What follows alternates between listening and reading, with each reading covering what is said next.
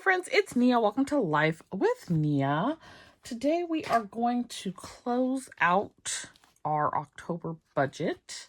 So I am going to go over income, expenses, business expenses, cash envelope, sinking funds, debt, savings,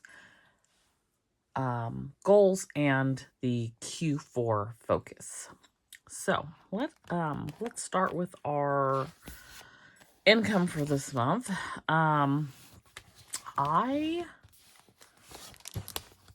estimated $88.59. Actual was $72.34. So that is $1,625 less than my estimate. And that made for a very rough month. I am seeing a lot of sticker shops close, a lot of planner shops close, and it has been very, very slow and quiet around here. Very. So I don't know if this is like a sign of the times or what exactly we're doing, but we are trying to continue plugging along. I know I'm getting a lot of questions about Planner Sesh Box. I'm working on it. It'll be after Black Friday. And if things continue to go the way that they're going, being able to purchase things for the Planner Sesh Box becomes problematic, and so it may not happen for winter, but we are trying to push through for that. So that is where we ended up for income this month. We were $1,625 short of our estimate.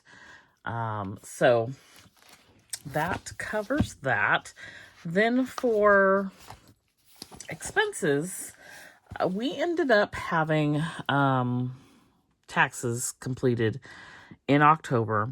So I had $1,861 in federal taxes, $1,496 in state taxes, $695 to prepare my taxes, which are not simplistic by any means. And that's at a discount by someone who is extremely good and will represent me in an audit if should I ever have one. So well worth every penny. And then there were like $68 in fees. So I wasn't planning on all that. I had sent like $5,200 plus an extra $600 quarterly taxes plus an extra $600 when I filed an extension, on top of like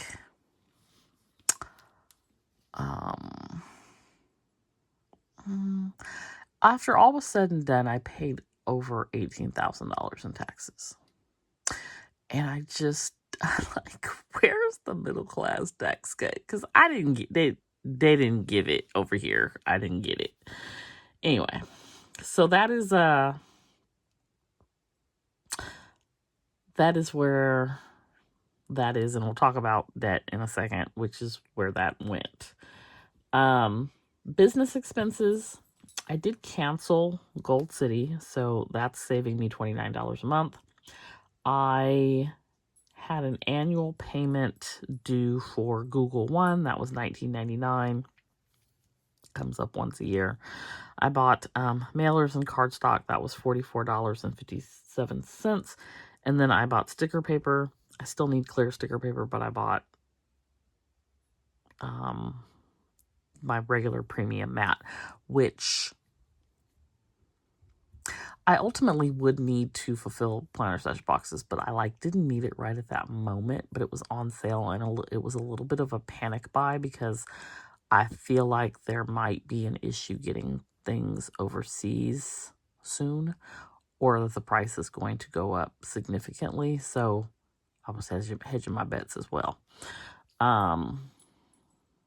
So we bought sticker paper that will carry us through the rest of the year, at least, and hopefully a little bit longer. It's like a double-edged sword because you need the expenses for the write-offs, but then things are so expensive. It's like, if you're not making any money, who's paying for this stuff? So it's rough. There is a separate video for cash envelopes, but we stuffed 1,240, electronically sent over 120 for car insurance, 20 for home insurance, and 40 for Shopify. On the sinking fund side, I took money out of bulk shopping. I did bulk shopping in October. I also, I went and got my nails done. I took that out of my self-care fund. That is not my self-care experience for Q4. I just know that there's buffer there, and so I use that to cover my nail appointment. I spent just about everything that was in my tax. I used part of what was in my tax sinking fund, but it wasn't enough to cover this additional tax burden. So I did pull some money from that, and then I pulled money from my emergency fund to cover Petey's medical appointment that he had, which did not resolve his issue. So if you have not watched my videos before, I've always talked about my emergency fund being also an opportunity fund. So while that was not necessarily an emergency, and while he does have his own fund, I typically will pull from the emergency fund / opportunity fund when I need to take him to a doctor's appointment. I pull from there to cover, I've always pulled from there to cover those appointments. So that came out of there. Okay. Debt. So we started with $6,791.93. The goal was $5,500 for the month. That didn't happen. We did do a little spending on the Amazon card, so that went up about $500. And then Navy Federal is where all this tax stuff went. It was nice zero for a while. So that is now a whole problem. We will live. It's not how I wanted it to shake out, but it is what it is. And then this loan went down from $920 to $807. So now we are at $11,686.71. So that from $6,791 to $11,686 is a $4,895 increase. It's primarily all this tax. And so that is how I took care of the tax burden. Grateful to be in a position to be able to put it on a card and do that.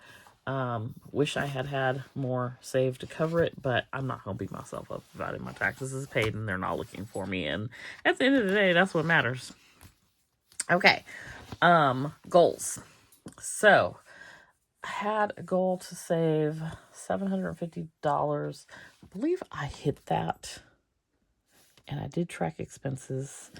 I did not put anything into the Roth. I did not put anything into the solo 401k. I did not pay $600 on Chase. The debt is not under $550, and I did not destash and earn an extra $500. Actually, I didn't destash anything where I made money.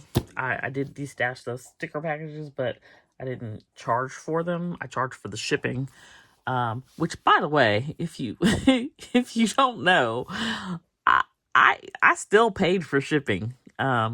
I sent invoices for $10. This is just short story for you. I sent invoices for $10 to cover the shipping, because I did it as an invoice. Then PayPal charges me a fee, so they took 85 cents. So when the $10 came back, it was $9.15 that came back to me, and then it was $9.85 to ship. So I basically spent 70 cents to ship free stuff. Anywho, and if you got a package, you got a great deal, because I loaded those suckers up. Why is destashing stuff so hard, though? I am on the struggle bus with that. So we're going to try again on the destash, where we're actually destashing things that I would like to sell and make a little extra income. So we have that. And then, so that's where the goals shook out. Then over here, I'm, unless I have some sort of windfall, I'm probably not going to hit this debt under 2K Q4 focus. Other